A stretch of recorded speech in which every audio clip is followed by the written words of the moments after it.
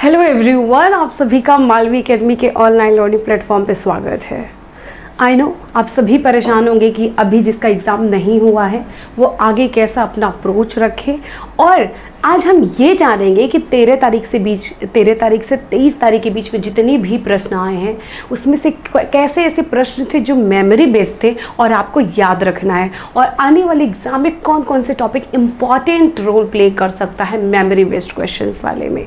और राइट, सो चलिए स्टार्ट करते हैं और हम जानेंगे टॉपिक वाइज, चैप्टर वाइज कि कौन कौन सा टॉपिक जो मेमोरी बेस्ड है जो हमारे लिए आने वाले एग्ज़ाम में इम्पॉर्टेंट है। तो चलिए शुरू करते हैं। ऑब्वियसली सबसे पहले हम चैप्टर फर्स्ट से शुरू करेंगे। तो अभी तक जो मेमोरी बेस्ड टाइप के क्वेश्चन आप सभी को पता है, इकोनॉमिक्स में कोई डेट वगैरह नहीं होता है, कोई डायरेक्ट क्वेश्चन नहीं होता है, कोई एक वर्ड में आंसर नहीं होता है, हमेशा किसी किसी स्टेटमेंट में ही होता है। तो सबसे पहले जो मोस्ट आस्क्ड क्वेश्चन में आ सकता है वो अपॉर्चुनिटी कॉस्ट, और काफ़ी चीज़ें पूछी गई अपॉर्चुनिटी कॉस्ट के बारे में। तो अपॉर्चुनिटी कॉस्ट के बारे में आप सभी को पता है कि इसको नेक्स्ट बेस्ट अल्टरनेटिव कहते हैं, यानी कि जो हमने खो दिया, जो हमारे पास बेस्ट ऑप्शन था जो हमने खो दिया उसी को अपॉर्चुनिटी कॉस्ट कहते हैं। अपॉर्चुनिटी कॉस्ट इकोनॉमिक का बहुत ही बढ़िया कॉन्सेप्ट है जो डिसीजन मेकिंग में हेल्प करता है, ठीक है, जिससे हमें ट्रू कॉस्ट ऑफ चॉइस मिलता है।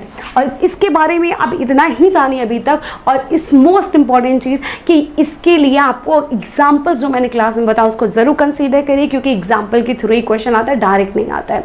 क्योंकि इकोनॉमिक्स में मेजरली जो क्वेश्चन होते हैं वो या तो केस बेस्ड स्टडी आते हैं या तो फिर थोड़ा घुमा के आते हैं, मल्टीपल ऑप्शन वाले आते हैं। तो सिंगल किसी का भी आंसर है नहीं, तो इसलिए हम थोड़ा लॉजिकली नहीं, थोड़ा सा हम स्मार्ट तरीके से समझेंगे कॉन्सेप्ट को, ठीक है। चलिए, यहाँ पे कह रहे कौन से पॉजिटिव इकोनॉमिक्स के बारे में करेक्ट नहीं है, इस टाइप का आया है। तो हम जानेंगे कौन कौन सी चीज़ें इकोनॉमिक्स, पॉजिटिव इकोनॉमिक्स के बारे में याद रखना है। सबसे पहली बात, पॉजिटिव इकोनॉमिक्स क्या बात करता है? फैक्ट के बारे में बात करता है, व्हाट इज के बारे में बात करता है, या व्हाट आर के बारे में करता है, या व्हाट वाज के बारे में बात करता है, ठीक है। इसमें किसी भी वैल्यू या जजमेंट की ज़रूरत नहीं होती है। हमेशा याद रखिएगा कि कॉज एंड इफेक्ट रिलेशनशिप को बताता है। और एक चीज़ और मैंने बोला था कि इसमें बताता है कि कैसे मैकेनिज्म फंक्शन करता है, कैसे वर्क करता है, उसके बारे में बात करता है। साथ ही अगर हम आपको नॉर्मेटिव इकोनॉमिक्स के बारे में बात करें तो नॉर्मेटिव इकोनॉमिक्स में यानी कि मानकीय अर्थशास्त्र में इसका जस्ट उल्टा हो जाएगा।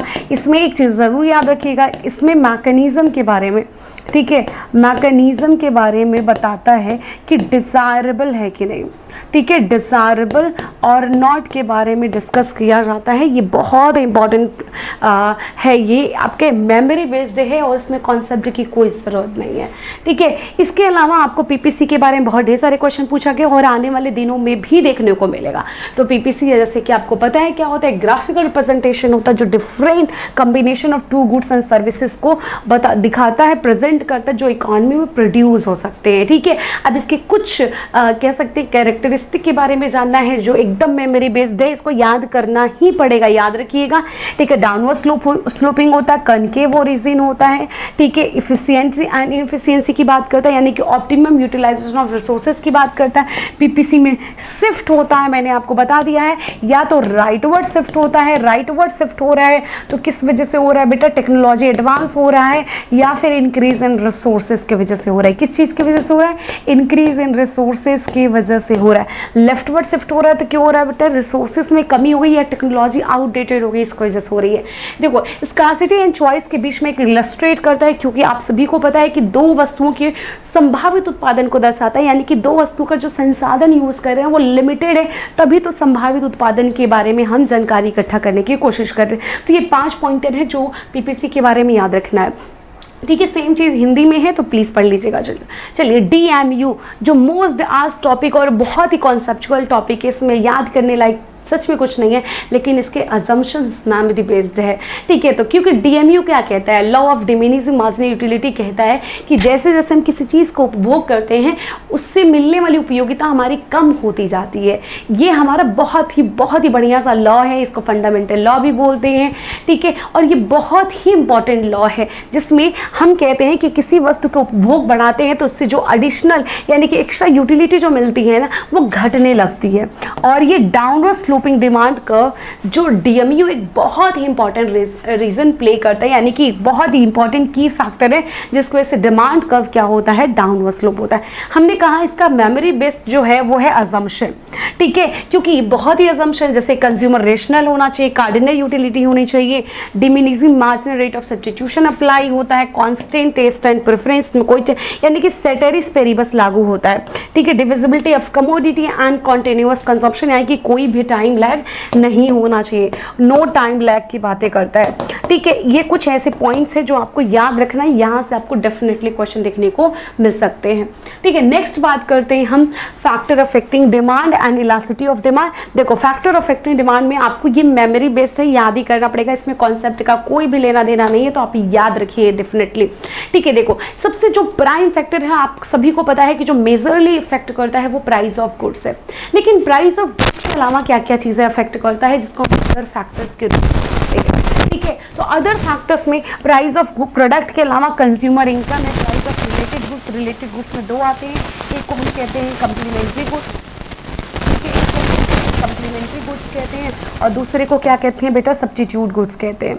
क्या कहते हैं, सब्स्टिट्यूट गुड्स के नाम से जाना जाता है। ठीक है, कंज्यूमर प्रेफरेंस एंड टेस्ट भी अफेक्ट करता है, इसके अलावा फ्यूचर प्राइजेस एंड इनकम जो एक्सपेक्टेशन है वो भी अफेक्ट करती है, डेमोग्राफिकल फैक्टर्स भी होते हैं, नंबर ऑफ बायर कितने हैं मार्केट में, एडवर्टाइजमेंट एंड प्रमोशन का क्या रोल है, cultural and social factor and consumer confidence, ये कुछ ऐसे फैक्टर हैं जो डिमांड को भी अफेक्ट करते हैं, इलास्टिसिटी ऑफ डिमांड को भी अफेक्ट करते हैं। इलास्टिसिटी ऑफ डिमांड इसमें मैं ऐड कर दे रही हूँ जो बहुत इंपॉर्टेंट रोल प्ले करता है इलास्टिसिटी ऑफ डिमांड में। ठीक है, वो है टाइम ड्यूरेशन, तो याद रखिएगा मोर ड्यूरेबल मोर इलास्टिसिटी, मोर सब्स्टिट्यूशन मोर इलास्टिसिटी, नेसेसिटी गुड्स की इलास्टिसिटी कम होती है, लग्जरी गुड्स की इलास्टिसिटी ज़्यादा होती है। ये कुछ ऐसे कॉन्सेप्ट है जो मैं आपको याद कराई हूँ और ये मेमोरी बेस्ड ही है, आपको याद करना ही पड़ेगा, इसका कोई भी अल्टरनेटिव कह सकते हैं रास्ता नहीं है। ठीक है, बात करते हैं what are the reason of increasing demand. देखो हमने आपको दो तरीका बताया था कि डिमांड को चेंज होने के दो कारण हैं, एक को हम कहते हैं मूवमेंट, ठीक है, एक को हम क्या कहते हैं मूवमेंट इन डिमांड का, मूवमेंट इन डिमांड का सिर्फ प्राइस ऑफ गुड्स की वजह से होता है। किसकी वजह से होता है, प्राइस ऑफ गुड्स की वजह से होता है, एक ही रीज़न ही होता है, और जब एक ही रीज़न होता है तो डिमांड का शिफ्ट नहीं करता, इंक्रीज नहीं करता, डिक्रीज नहीं करता है, एक ही ग्राफ पे। ठीक है, पहले प्राइस इतना था, ठीक है, क्वांटिटी डिमांड इतना था, अब प्राइस घटने की वजह से डिमांड बढ़ गया। ठीक है, तो ये जो प्राइस ऑफ गुड्स की वजह से होता है ये दो तरीके होता है, या प्राइस घटेगा तो डिमांड बढ़ेगा, या प्राइस बढ़ेगा तो डिमांड घटेगा, यही दो अप्रोच पाया जाता है मूवमेंट में। लेकिन हम जो दूसरा कॉन्सेप्ट पढ़ाने की बात कर रहे हैं वो है हमारा शिफ्ट इन डिमांड कर्व, जिसको हम क्या कहते हैं, शिफ्ट इन डिमांड कर्व कहते हैं। और शिफ्ट इन डिमांड जो कर्व होता है बेटा वो बहुत अदर फैक्टर्स की वजह से होता है, जितने भी हमारे प्राइस के अलावा अदर फैक्टर्स है।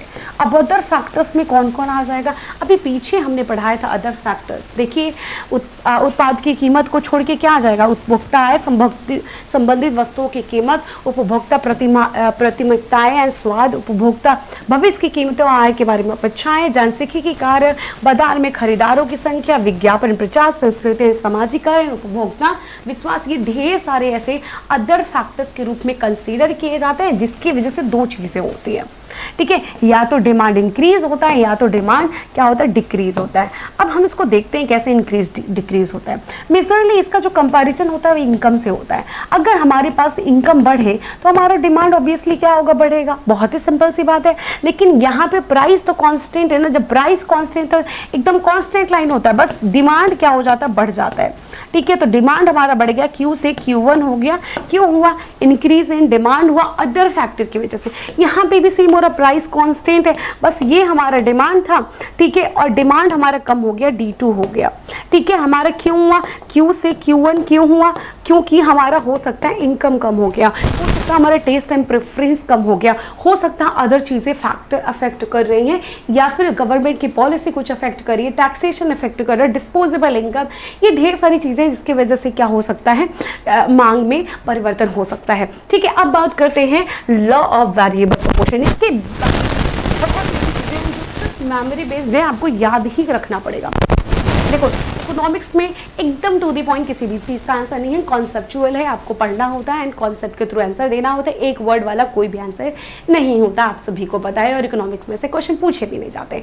लेकिन जो चीज़ें आपको समझनी है और थोड़ी बहुत याद करने की ज़रूरत है, लॉ ऑफ वेरिएबल प्रोपोर्शन, क्योंकि आप सभी को पता है एक ऐसा सिचुएशन होता है जहाँ पे ये कहता है कि 3 स्टेजेस होते हैं जहाँ पे लॉ ऑफ वेरिएबल प्रोपोर्शन में कहता है अगर अन्य कारकों को स्थिर कर दिया जाए, उसमें से एक एटलीस्ट एक फैक्टर फिक्स्ड हो, बाकी वेरिएबल हो, तो स्टार्टिंग में उत्पादन बढ़ता है, फिर एक स्टेज आता है कांस्टेंट रहता है, एंड उसके बाद उत्पादन क्या होता है, घटने लगता है। ठीक है, तो ये वाला तो इसका पार्ट हो गया। आपको ये याद रखना 3 stages of production, increasing return and diminishing return and negative. Increasing return में क्या होता है कि हम क्या कर देते हैं, सिंपली एक फैक्टर क्या होता है हमारा, जो 1 इनपुट होता है वो क्या होता है, फिक्स्ड होता है। ठीक है, फिक्स्ड होता है। दूसरा जो होता है तो क्या होता है, वेरिएबल होता है, और उसके बाद ठीक है वेरिएबल फैक्टर इंक्रीज करने से हमारा उत्पादन क्या होता है, बढ़ता है, उसको इंक्रीजिंग फैक्टर कहते हैं। दूसरा डिमिनिशिंग, डिमिनिशिंग में वेरिएबल फैक्टर हमारा बढ़ रहा है लेकिन उत्पादन जो हो रहा है हमारा बेटा, यानी कि मार्जिनल उत्पादन की बात कीजिए, मार्जिनल प्रोडक्शन सीमांत उत्पादन की बात की जा रही है कि हमारा एडिशनल आउटपुट घटता है। बात करते हैं निगेटिव रिटर्न। निगेटिव रिटर्न में कहता है कि यहाँ पे वेरिएबल फैक्टर को इंक्रीज तो कर रहे हैं लेकिन मार्जिनल प्रोडक्शन क्या हो रहा है, 0 के बाद क्या हो गया, निगेटिव हो सकता, -10 हो गया, तो निगेटिव में चला जाता है, इसलिए हम इसको निगेटिव रिटर्न के नाम से भी जाना जाता है। चलिए, यहाँ पे जो most asked memory based question है वो यही है, value added method. I don't know इसमें क्या आपको कंफ्यूजन है। कई बारों से जब हम ये सेशन स्टार्ट नहीं होता तभी मैंने कहा था कि वैल्यू एडेड मेथड से सबसे ज़्यादा मेमोरी बेस्ड क्वेश्चन आते हैं, एंड आई होप कि आप बहुत ही अच्छे से मेमोराइज किए हो, बट स्टिल आप लोगों को कन्फ्यूजन हो सकता है, इसलिए वैल्यू एडेड मेथड का स्टेप बहुत ही क्लियरली याद होना चाहिए। सबसे पहले आपको प्रोड्यूसिंग यूनिट को आइडेंटिफाई करना होता है, चाहे वो प्राइमरी सेक्टर को हो, चाहे वो सेकेंडरी सेक्टर हो, टर्टियरी सेक्टर हो, तीनों स्टेजेस का, तीनों सेक्टर का क्या करेंगे, हम क्या करेंगे, सारी चीज़ें जितने भी factor goods and services produce करता है, प्रोड्यूसिंग यूनिट को आइडेंटिफाई करेंगे। उसके बाद वैल्यू एडेड कैलकुलेट करेंगे, GVA एट मार्केट प्राइस। ठीक है, और इसमें सारे सेक्टर के जितने भी वैल्यू हैं हमने सेल को जोड़ लिया और इसमें से इंटरमीडिएट कंजम्पशन को क्या कर दिया, माइनस कर दिया, और जैसे ही माइनस किया हमारा क्या है, GVA eight market price. GVA eight market price करने के बाद सारे, ठीक है, अक्रॉस जितनी भी GVA एट मार्केट प्राइस है सारे के सारे सेक्टर को जोड़ देते हैं। उसके बाद NDPFC कैलकुलेट करते हैं, और NDPFC कैलकुलेट करने के लिए पहला जो माइनस करते हैं डिप्रिसिएशन, दूसरा जो माइनस करते हैं नेट इनडायरेक्ट टैक्स। जैसे ही माइनस करते हैं हमारा NDPFC आ जाता है, और NDPFC में NFIA ऐड करते हैं तो हमारा क्या आ जाता है, NNP एट फैक्टर कॉस्ट आ जाता है। ठीक है, वैल्यू एडेड मेथड को सॉल्व करने के लिए ये आपका 5 स्टेप याद होना ही चाहिए, क्योंकि आप सभी को पता है कि आपके सामने मल्टीपल ऑप्शन वाले क्वेश्चन आ रहे हैं, और मल्टीपल ऑप्शन वाले क्वेश्चन को टैकल करना थोड़ा सा आपके लिए डिफिकल्ट हो जा रहा है, इसलिए आप प्रोसेस को याद रखिए। देखिए, जो मेमोराइज कर लोगे ना हल्का फुल्का भी, तो आपको दिक्कत आने वाली है नहीं। अब देखो, ये कोई मेमोराइज वाला क्वेश्चन है नहीं, who is the father of economics, obviously Adam Smith है, इसमें कोई डाउट नहीं। ठीक है, इसमें से एवरेज कॉस्ट और मार्जिनल कॉस्ट, देखो हमेशा मैं बता चुकी हूँ कि एवरेज कॉस्ट और marginal cost most trending topic में से एक है, मोस्ट ट्रेंडिंग टॉपिक। ये आपका क्या होता है, एवरेज कॉस्ट होता है, और ऐसे होता है आपका मार्जिनल कॉस्ट। ठीक है, क्या होता है, मार्जिनल कॉस्ट होता है। अभी थोड़ा सा और थोड़ा हम इसको अच्छे से बना देते हैं। ये हमारा क्या होता है, ओहो चलो, ये होता हमारा एवरेज कॉस्ट और ये होता हमारा मार्जिनल कॉस्ट। हमने आपको हमेशा से एक ही चीज़ बताया है कि हमेशा मार्जिनल वाली चीज़ें लेफ्ट में होती है। इसके बारे में 3 चीज़ें आपको याद रखना। पहला, ठीक है, पहला स्टार्टिंग में क्या होगा, MC is less than AC होगा। ठीक है, हमेशा क्या होगा, देखिए MC नीचे AC ऊपर है तो लेस देन है, तो यहाँ पे MC क्या है, लेस देन AC है। यहाँ पे अगर देखोगे ना तो MC और AC क्या है बेटा, बराबर है। और उस समय कब बराबर है, जब MC AC को लोवेस्ट पे कट कर रहा है। ठीक है, MC क्या कर रहा है, मिनिमम पॉइंट के AC पे कट कर रहा है, उस समय दोनों बराबर है। एंड एट द लास्ट जब हमारा मार्जिनल कॉस्ट ज़्यादा है, एवरेज कॉस्ट है, यही 3 देखो रिलेशनशिप है। और मोस्ट प्रोबेबली जो क्वेश्चन पूछे जा रहे हैं कॉस्ट में वो यहीं से पूछे जा रहे हैं और कहीं से भी नहीं पूछे जा रहे हैं। तो आपको बिल्कुल इतना वरी करने की ज़रूरत नहीं है कि मैम कैसे होगा कैसे नहीं। जितना भी चीज़ें बताई जा रही है मेमोरी बेस्ड वाले क्वेश्चन, प्लीज़ उसको कंसीडर करिए ना, आने वाले एग्जाम में आपके लिए बहुत इंपॉर्टेंट साबित होने वाले हैं। ठीक है, कह रहा बहुत ऐसे फैक्टर हैं जो इलास्टिसिटी ऑफ सप्लाई को अफेक्ट करते, बिल्कुल करते हैं, बहुत ही ज़्यादा। देखो बहुत ही ज़्यादा, चाहे वो टाइम पीरियड हो, ठीक है, प्रोडक्शन कॉस्ट हो, अवेलेबिलिटी ऑफ रिसोर्सेस हो, नेचर ऑफ गुड्स हो, और भी बहुत ही सारे फैक्टर हैं जो क्या करते हैं, इलास्टिसिटी ऑफ सप्लाई को अफेक्ट करते हैं। ठीक है, बहुत ही सारे फैक्टर है। ठीक है, अब इसमें आपको जो समझना है कि इलास्टिसिटी ऑफ डिमांड और इलास्टिसिटी ऑफ सप्लाई को रिलेट करके पढ़िए, जो आपको नोट्स कराया गया, जो आपको क्लास में बताया गया, रिलेट करिए, मेमोराइज करिए, that's the only option you have. Like अभी आपके पास तो वक्त बहुत ही मतलब है ही नहीं, आपको सिर्फ जितना हो सके, जितना भी चीज़ें बताई जा रही है उसको कंसीडर करिए, प्रायोरिटाइज करिए, अनलर्न करिए। चलिए बात करते हैं लास्ट यूनिट माइक्रो इकोनॉमिक्स का परफेक्ट कंपटीशन। परफेक्ट कंपटीशन में कुछ चीज़ें आपकी बहुत ही काम की चीज़ें, जैसे हमने आपके परफेक्ट कंपटीशन में बताया था कि दो हमारे ग्राफ होती है। ये जो है लेफ्ट वाला, रुके मेरे लेफ्ट है, वो मार्केट डिमांड कर्व है। ठीक है, और ये जो होता है फॉर्म का डिमांड कर्व है, या इसी को हम इंडिविजुअल डिमांड कर्व कहते हैं।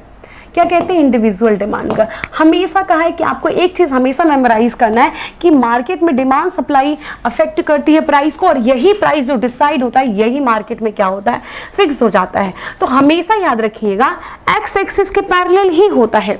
ठीक है, हमेशा क्या होता है, एक्स एक्सिस के पैरेलल होता है। और जब कोई भी चीज एक्स एक्सिस के पैरेलल हो तो इलास्टिसिटी ऑफ डिमांड वाला कॉन्सेप्ट याद रखा करिए। जब भी इलास्टिसिटी ऑफ डिमांड वाला कॉन्सेप्ट याद रखोगे तो आप देखोगे कि इलास्टिसिटी ऑफ डिमांड क्या होता है, यहाँ पे ED is equal to infinite हो जाता है, क्योंकि एक्स एक्सिस के पैरेलल। अगर ये वाई एक्सिस के पैरेलल होता है तो क्या होता है, इलास्टिसिटी ऑफ डिमांड हो जाता है, वो जीरो हो जाता है। ठीक है, तो ये कुछ चीजें याद रखनी है कि परफेक्ट कॉम्पिटिशन में price is equal to average revenue होता है, price is equal to marginal revenue होता है। और लास्ट में आप सभी को बताया था मैंने कि यहाँ पे जो होता है, ये जो पॉइंट है, price is equal to average revenue is equal to marginal revenue होता है, इक्वल टू डिमांड, ये सब के सब क्या होते हैं बेटा, बराबर होते हैं।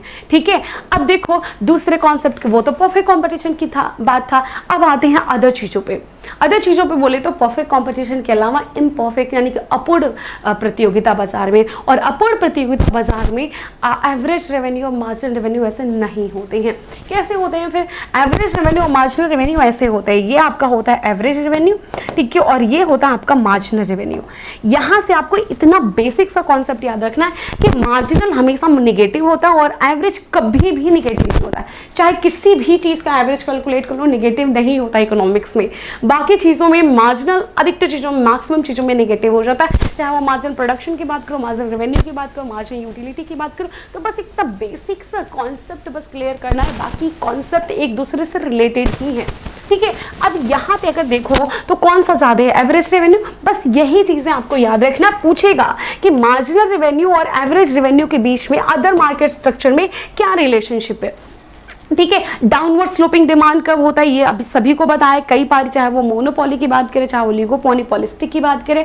ठीक है, हमेशा एवरेज रेवेन्यू क्या होता है, ज़्यादा होता है मार्जिनल रेवेन्यू से, इसीलिए इसमें प्रॉफिट या सुपर प्रॉफिट भी पाया जाता है मोनोपोली में। ठीक है, तो हमेशा एक चीज़ें याद रखना है। और परफेक्ट कॉम्पिटिशन में जैसे कि हमने कहा तीनों चीज़ बराबर होती है, बट अदर मार्केट स्ट्रक्चर में मार्जिनल रेवेन्यू कम होता है रेदर देन एवरेज रेवेन्यू से। ठीक है, ये तो कुछ हो गए पॉइंट्स। अब देखिए determination of income and employment से जो मोस्ट प्रोबेबली क्वेश्चन पूछे जाने के चांसेस है वो न्यूमेरिकल है, और न्यूमेरिकल का वन लाइनर तो कभी हो ही नहीं सकता। बस न्यूमेरिकल में आपको कंजम्पशन इक्वेशन का बता सकते हैं।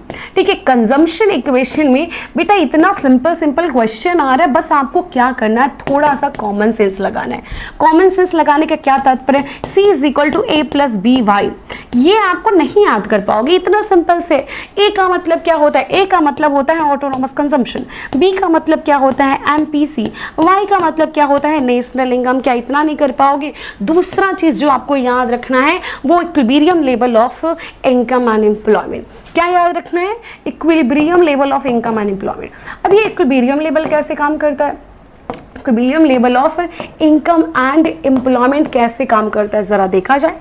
देखो इससे ये बहुत सिंपल से कॉन्सेप्ट पे काम करता है। इसके लिए दो अप्रोच है, जैसे कि हमने कहा एडी एंड, देखो अप्रोचेस की बात किया जा रहा है, ADES अप्रोच है, दूसरा क्या है सेविंग एंड इन्वेस्टमेंट अप्रोच है, और ये दोनों अप्रोच एक ही काम करते हैं। यानी कि जब भी इक्विलिब्रियम की बात हो, चाहे वो ADES अप्रोच हो चाहे वो सेविंग या इन्वेस्टमेंट अप्रोच हो, दोनों काम एक ही जैसे करते हैं। कैसे, वो ध्यान से देखिएगा।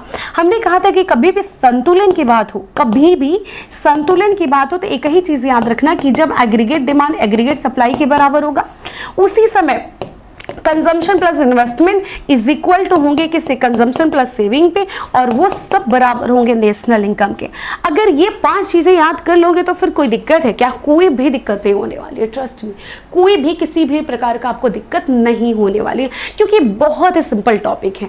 अब इसी तरह याद रखिएगा, जब ये सब बराबर होंगे उसी समय हमारा saving is equal to investment भी होगा बराबर। ठीक है, ये कुछ ऐसे पॉइंट्स थे जो आपको याद रखना। अब देखो, कुछ ऐसी भी चीजें हैं जो मेमोरी बेस्ड के अलावा भी पूछी जा सकती हैं। तो कुछ चीजें आपको foreign exchange rate, foreign exchange rate में मेमोरी बेस्ड टाइप का कुछ भी नहीं है, लेकिन एक चीज जो हमेशा कहती हूं मैं, ठीक है, फॉरेन एक्सचेंज रेट में आपको पता होना चाहिए, ठीक है, कि फिक्स्ड एक्सचेंज रेट, ठीक है, फिक्स्ड एक्सचेंज रेट कौन डिटरमाइन करता है? तो वो है गवर्नमेंट।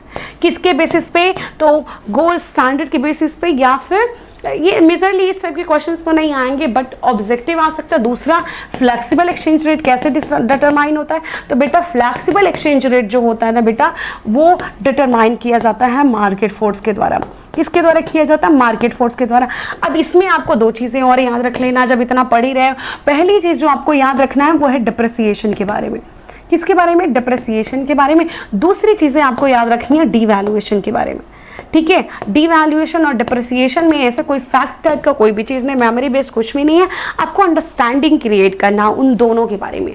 जैसे डिप्रिसिएशन के बारे में अगर बात करोगे तो इसका मतलब हमारे देश की करेंसी की वैल्यू गिर गई है, यानी कि पहले $1 के बदले 80 रुपया था, तभी $1 के बदले हमें कितना देना पड़ रहा है? 85 रुपया देना पड़ रहा है। 5 रुपया एक्स्ट्रा पे करना पड़ रहा है, और इसका मतलब यही है कि हमारे देश की करेंसी डिप्रिसिएट हो गई है।